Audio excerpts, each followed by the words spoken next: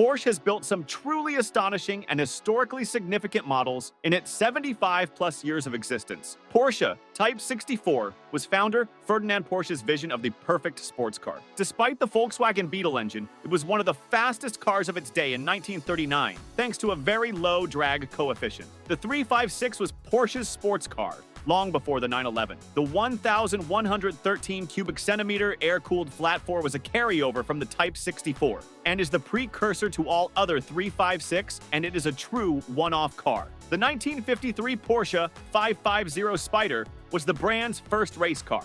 550 corresponds to the weight figure in kilograms, 1,212 pounds. Originally conceived as a Le Mans winning car in 1969, the Porsche 917 laid the foundation for future turbocharged Porsches. Between 1969 and 1971, a total of 37 cars were built in different body styles and varying power outputs. Later variants of the Porsche 917K developed up to 1,580 horsepower. The 2.7 Carrera RS established many traditions in the 911 lineup. Making its debut in 1972, this was the precursor to Porsche 911 GT models. It was the first Porsche to feature a ducktail spoiler, among other features. Thanks to a Mezger-built flat six, the Carrera 2.7 RS was the fastest car of its day. The original 911 Turbo earned a grim reputation and an awesome nickname, the Widowmaker. The way the turbo-built boost made the car violent and fairly unpredictable, causing many accidents,